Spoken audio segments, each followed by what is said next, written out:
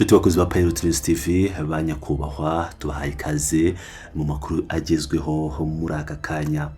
Ese waruzi ko umutwe nyeshyamba Twirwaneho wamaze kwemeza ko witeguye gutabara u Rwanda igihe cyose rwaba rutewe n'igihugu cy'u Burundi cyangwa Repubulika ya Demokarasi ya Kongo?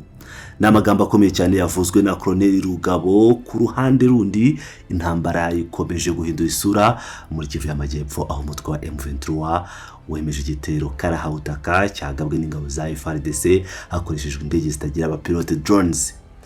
Naho muri Copo abasirikare ba leta barashwe n'ikimwaro nyuma yo kwica umushoferi wa tagisi bamuziza gusa ko banze kumwishyura amafaranga y'urugendo. N'amakuru arambuye acukumbuye kandi twabateguriye mu buryo bwimbitse. Mbere yuko twinjira mu mizi y'aya makuru turagusaba gukanda kuri iyo nzogera ndetse na subscribe niba utarabikora kugira ngo utazajya ucikwa n'amakuru yacu ya buri munsi. Reka twinjire mu nkuru yacu ya mbere. Mu nkuru yacu ibanze kandi ikomeje kuvugwaho cyane mu karere k'ibiyaga bigari, umwuka ntabwo ari mwiza habe na gato hagati y'ibihugu duturanye, ariko ibintu byafashe indi ntera ubwo umutwe wa Twirwaneho weruraga ko uzarwanira u Rwanda. Colonel Rugabo Fidel, umwe mu basirikare b'abanyamurenge, yateguje ibihugu by'u Burundi ndetse na Repubulika ya Demokarasi ya Kongo ko we n'abagenzi be biteguye ndetse bafite ingabo zihagije zo gutabara u Rwanda igihe cyose rwaba rugabweho igitero. Aya magambo akomeye uyu musirikare ukunze kumvikana avugira uyu mutwe yatangaje mu kiganiro yagiranye n'umuyoboro wa YouTube witwa Imurenge TV. Ibi bije bikurikira amakuru akomeje gucicikana mu bitangazamakuru no mu nzego z'iperereza avuga ko ihuriro ry'ingabo z'u Burundi, iza leta ya Kongo FARDC, umutwe wa FDLR ugizwe n'abasi bakoze jenoside yakorewe abatutsi mu Rwanda ndetse n'abarwanyi ba Wazalendo bakomeje gushaka uko bigarurira agace ka Kivu y'Amajyepfo kakaba gatuwe hanini n'abanyamurenge. Impamvu ziriya ngabo zishaka minembwe ni ukugira ngo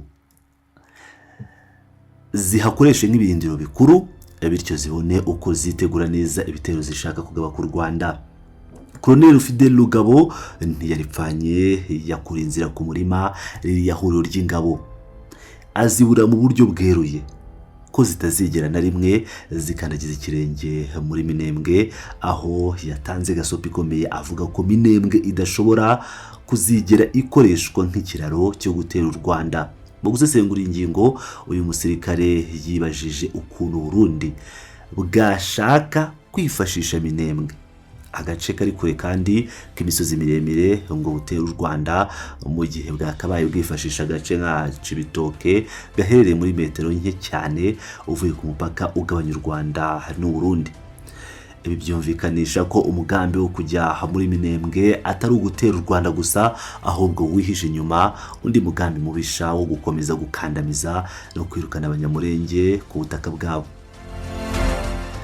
Mu magambo ye, Colonel Rugabo yarahiye ko mu gihe u Rwanda rwaba rutewe Twirwaneho itazicara ngo irebere.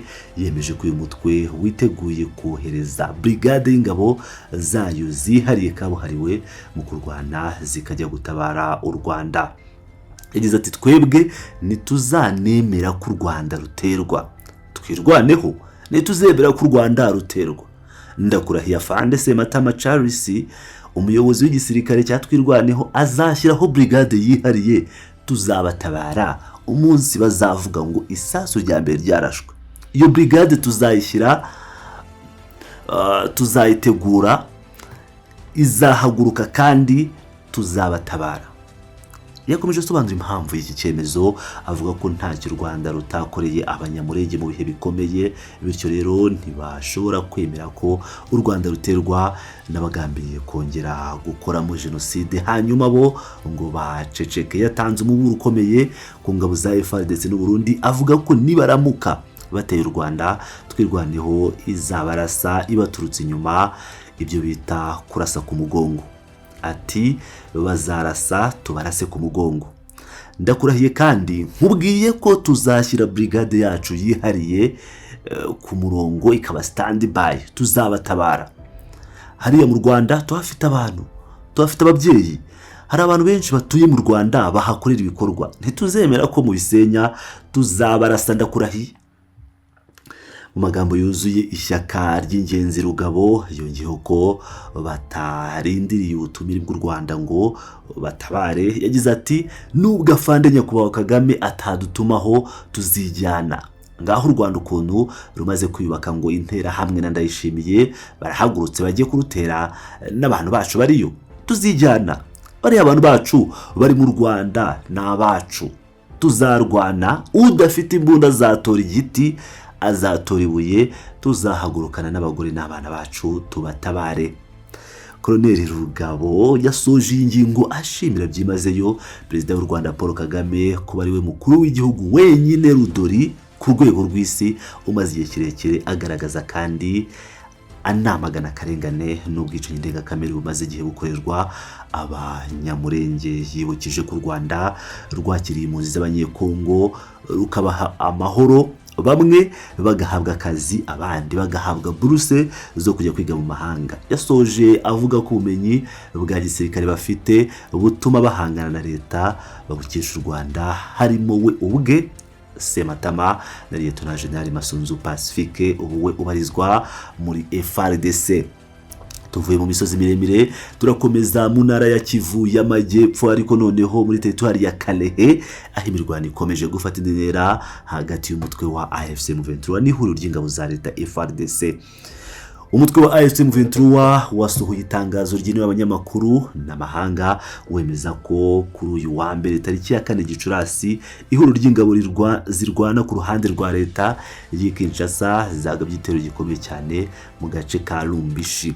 Iki gitero ntabwo cyari igitero gisanzwe cy'amasasu mato, ahubwo cyabaye igitero gikomeye cyakoreshejwe ikoranabuhanga rihanitse rya gisirikare.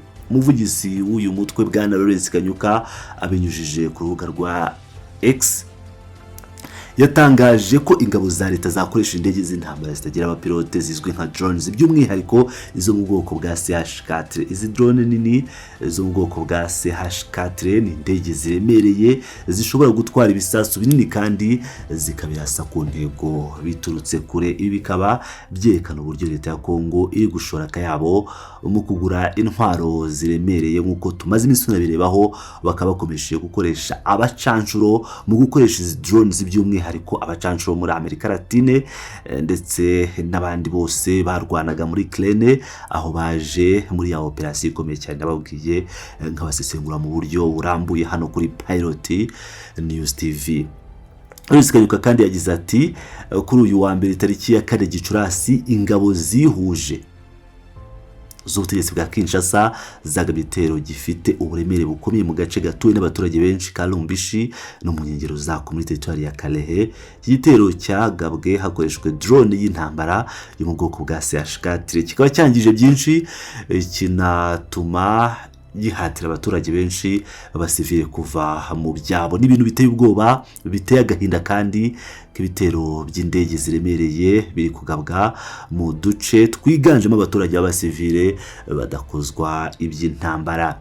Nyuma y'iki gitero ubuyobozi bwa AFC M23 bwihutiye guhumuriza abaturage bamenyesha ko umutwe wa M23 uri ku ruhande rwabo kandi batazatezuka ku nshingano yabo yo kubarinda n'ingufu zabo zose. Bakaba bizeje ko bazakora ibishoboka byose kugira ngo babarwaneho kandi babarinde ibi bitero simusiga by'ingabo za leta. Nk'uko amakuru akomeza bivuga, iki gitero cyagabwe ku gicamunsi yahagana saa 9:45. Igitero cya drone kikaba kije kugikurikira andi masaha menshi imirwano ikomeye yiriwe isekiranya abarwanyi ba AFC M23 n'ihuriro ry'ingabo za leta mu bindi bice. Amakuru aturuka imbere muri Kivu y'Amajyepfo yemeza ko imirwano yiriwe ihagaritse urujya n'uruza rw'abantu n'ibintu, by'umwihariko hagati y'uduce twa Minova ndetse na Numbi. Ibi birakomeza gushyira abaturage mu buzima bugoye bwo kubura uko bahaha cyangwa ngo bahunga intambara. Mu gusoza amakuru yacu y'uyu munsi cyangwa yo muri aya masaha muri gicamunsi cy'uyu munsi, turava mu burasirazuba bwa Kongo twerekeze mu ntara ya Chopo, aho imyitwarire mibi n'ubujyamwanswa bw'abasirikare ba leta ya FARDC bikomeje guhitana inzirakarengane. Kuri iki cyumweru, ubwo ndavuga ku cyumweru nyine tariki 3 Gicurasi, ishyamba ryegereye Palezi umudugudu uherereye mu birometero 148 uvuye mu mujyi wa Kisangani muri teritwari ya Ubundu. Ryabaye isibaniro ry'amahano ubwo abasirikare babiri ba FARDC bicaga umushoferi wa taxi bamuziza ubusa. Uwishwe n'umusore w'imyaka 26 y'amavuko gusa witwa Saddam Jango. Uyu musore yari ari mu kazi ke ka buri munsi ko gutwara taxi kugira ngo abashe gushaka imibereho, nk'uko byatangajwe na mugenzi we na ukora akazi ko gutwara taxi wiboneye ibyabaye, ndetse akaba ari nawe wagaruye umurambo w'uyu musore Kisangani. Saddam wishwe arashwe amasasu mu gatuza, arashwe amasasu mu gatuza.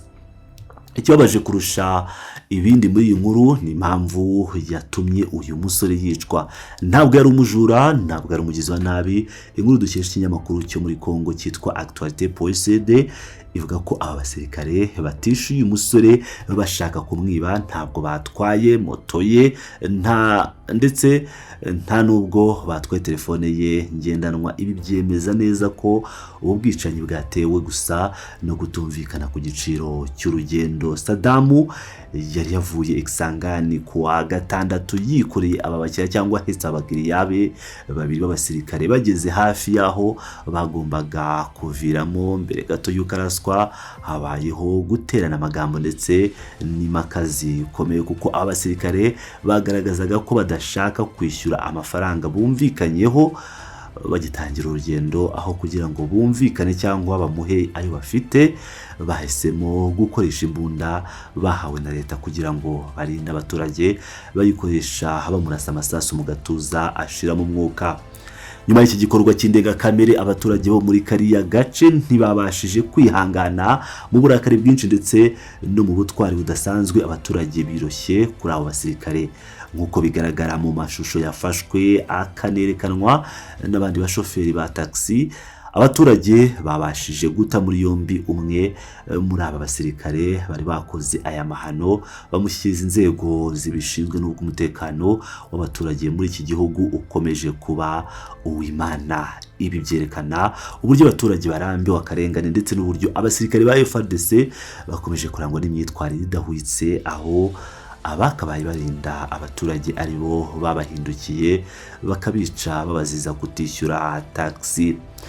Tubakunzi rero ba Pilot News TV, aya niyo makuru akomeye twari twabateguriye muri aya masaha, kuva ku byatangajwe na Twirwaneho aho yiteguye gutabara u Rwanda, kugeza ku bitero bya drone muri Karehe bikozwe na FARDC kugira ngo isenye M23, ndetse abaturage bakahahurira n'ibibazo bikomeye cyane. Mbibutsa ko izi drones zikomeje gukoreshwa n'abacancuro bo muri Amerika Latine, abenshi cyangwa abaje vuba bakaba baravuye muri Ukraine aho bari Kiev, ndetse n'ubwicanyi bw'agashinyaguro bukorerwa abasivile icopo n'ingabo za leta zibasize amafaranga ya taxi. Uburasirazuba bwa Kongo bukomeje kugaragaramo ibibazo by'ingutu bisaba igisubizo kirambye. Ese wowe urabibona utewe impungenge n'ibi bitero bya drones se?